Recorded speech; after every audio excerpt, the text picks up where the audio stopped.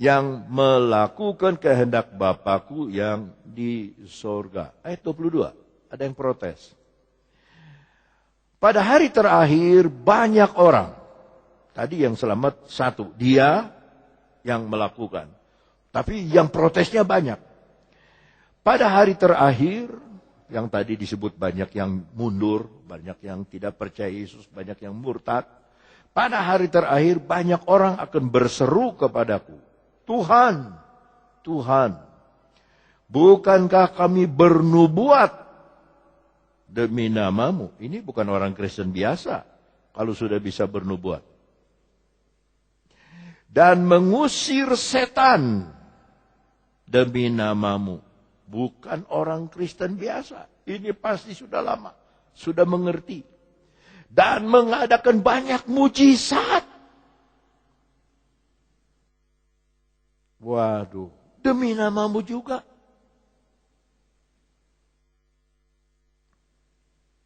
Ada satu lagi di Lukas 6. Kami makan bersama engkau. Itu perjamuan kudus. Kami makan bersama engkau. Dalam sehidangan dengan engkau. Itu perjamuan Tuhan. Ayat 23. Pada waktu itulah aku akan berterus terang kepada mereka. Straightforward, ngomong jelas. Dan berkata, aku tidak pernah mengenal kamu. Nyahlah. Aduh, ini kata-kata yang enggak enak, diusir. Diusir kan bisa, silahkan pergi. Ini disebut nyah. Nyahlah daripadaku, kamu sekalian pembuat kejahatan. Saya suka tanya begini kalau di kelas. Apa bernubuat itu jahat? Apa menyembuhkan orang sakit itu jahat? Apa mengusir setan itu jahat? Tidak. Semua baik itu dilakukan, disuruh oleh Tuhan. Tapi yang tidak dilakukan, mereka tidak melakukan apa yang kehendak Bapa itu, dia nggak nurut. Yang dia turut, dia berbuat kejahatan. Kejahatan sekarang, kalau tadi yang saya cerita garong, rampok, bobol rumah, pencuri, nyopet, kasar itu. Saudara nabung di bank, uangnya bisa hilang. Uangnya bisa hilang. Itu perampokan yang halus. Pencurian yang halus. Makanya itu Bank Senturi itu persoalannya begitu. Orang nabung 6 miliar, orang nabung 4 miliar, 10 tahun lalu loh. Hilang. Dicari di banknya, orangnya nggak ada, pada kabur.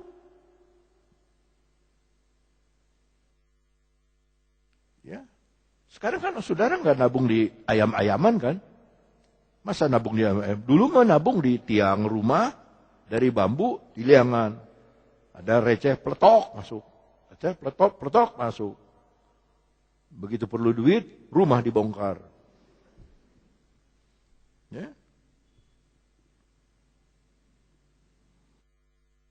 Semarang, teman saya, Nyoman Prabawa, yang majalah Crescendo, dia punya macan-macanan di dekat kamar tamu tuh, macan-macanan, celengan, gede.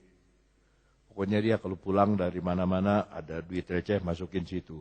Semua pembantunya kalau bawa dari pasar ada duit receh masukin situ. Sampai penuh, udah penuh dipurak. Bagiin untuk pembantunya. Dia nggak ambil, tapi untuk pembantu rumah tangganya. Ya, nih, pecahkan, itu buat kamu. Kadang-kadang dapat 40.000, waktu itu gede juga, 40.000, 50.000, ya. Kalau sekarang mungkin 400.000, ya, 40.000, besar sih celengannya. Nah, saudara, kebaktian kayak sekarang ini kayaknya celengan di sorga. Nanti waktu dia datang, nanti digeliat. Dipurak nanti. Wah, wow. kamu itu berbuat kehendak Bapaknya banyak sekali. Kamu celengan perbuatan baik banyak sekali. Wah, saya lupa Tuhan. Tidak lupa, ada tulisannya di sini. Waktu ini kamu nolong ini, kamu nolong ini, kamu jujur di sini, kamu jujur di sana. Itu celengan saudara. Waktu anak saya meninggal,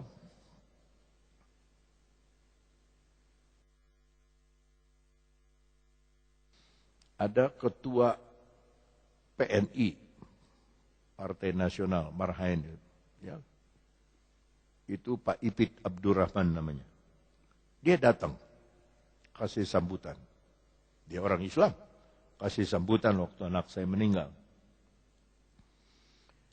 Yang saya tidak lupa, dia bilang begini, sekarang dia sudah meninggal juga. Kiranya anak Yohanes tidak kecil hati, sebab anak ini adalah celengan di sorga. Ini sedikit menghibur. Tapi itu kata-kata itu sampai sekarang saya nggak bisa lupa. Oh, itu celengan. Saudara berbuat baik, sebetulnya itu celengan. Nggak usah ada orang tahu. Sudah berbuat baik aja. Dengan jujur. Itu celengan. Ya. Nanti kalau dia menyatakan dirinya, kita nggak malu. Kita nggak malu. Dalam Matius 22. Dalam Matius 22 ada pesta kawin. Matius 22, kedatangan Tuhan itu diumpamakan seperti pesta kawin. Ya, Matius 22.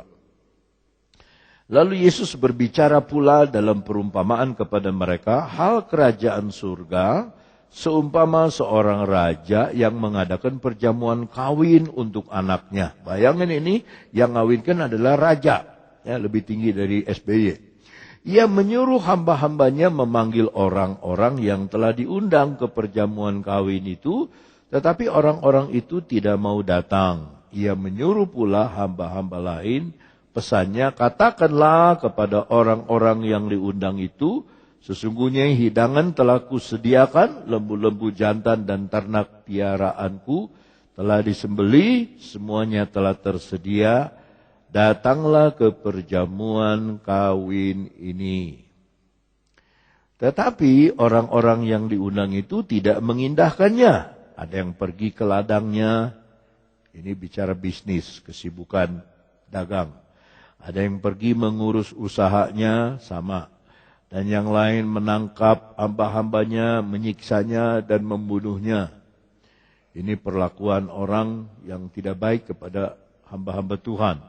Maka murkalah raja itu lalu menyuruh pasukannya ke sana untuk membinasakan pembunuh-pembunuh itu dan membakar kota mereka.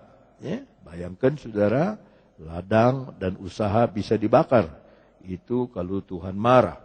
Sesudah itu ia berkata kepada hamba-hambanya, perjamuan kawin telah tersedia. Tapi orang yang diundang tadi tidak layak untuk itu. Saudara bisa bayangkan. Pertama diundang. Aras-arasan. Satu pergi ke ladang. Mestinya ke gereja. Satu usahanya. Bahkan di gereja aja mikirin usahanya. Tadi toko udah dikunci atau belum. Laci tadi udah dikunci atau belum. Ibu-ibu di gereja. Tapi pikirannya itu ikan gurame. Udah ditutup belum yang di atas meja. Jangan-jangan ada kucing tetangga tuh, kucing garong. Aduh, kita lagi dengar khotbah, tapi pikiran kita lihat kucing lagi makan ikan kita. Ya, itu tercuri kita. Sampai Tuhan bilang, ini pesta belum mulai loh. Tapi yang tadi kita undang itu, nggak usah datang. Tidak layak. Nah, ini membayangkan orang Yahudi yang seharusnya dapat keselamatan. Ya. Tapi karena menolak, tidak layak di hadapan Tuhan. Ayat 8. Ayat 9. Sebab itu pergilah ke persimpangan-persimpangan jalan. Bisa ulangi kata persimpangan jalan? Saudara datang nih ke sebelah ini ada persimpangan jalan. Perempatan jalan. Kalau saudara diperhatiin orang tuh akan lihat. Saudara ini mau ke kulon, atau mau ke kidul, atau mau ke kaler. Kalau dari gereja saudara sudah nyebrang, jalan ke atas, ada dua kemungkinan. Apakah orang saudara akan ke kaler, apa saudara akan terus ke kulon. Nggak mungkin saudara mau ke kidul, saudara nyebrang di sini.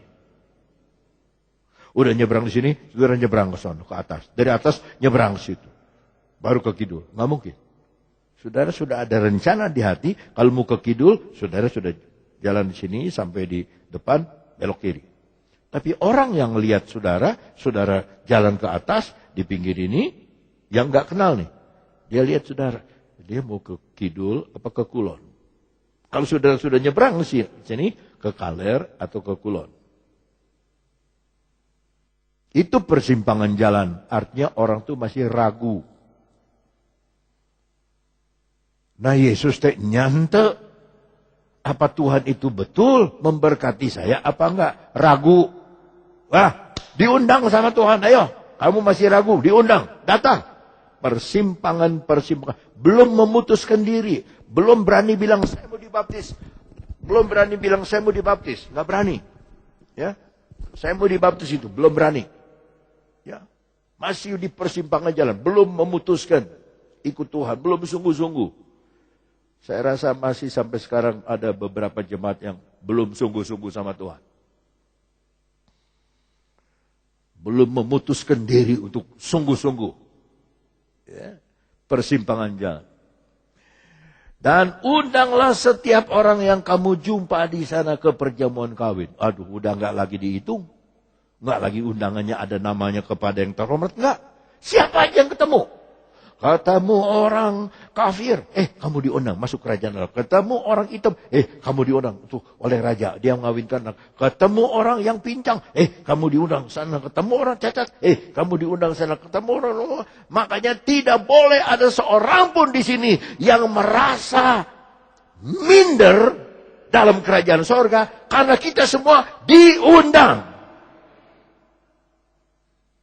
Amin. Kita semua diundang. Kita orang tidak benar semua. Tapi diundang semua. Ayo datang, masuk. Tetapi, perhatikan nih ceritanya. Maka pergilah hamba-hamba itu dan mereka mengumpulkan semua orang. Dijumpai di jalan orang jahat. Dan orang-orang yang baik. Sehingga penuhlah ruangan perjamuan kawin itu dengan tamu. Lihat. Tuhan punya kemurahan. Orang jahat loh. Dia undang.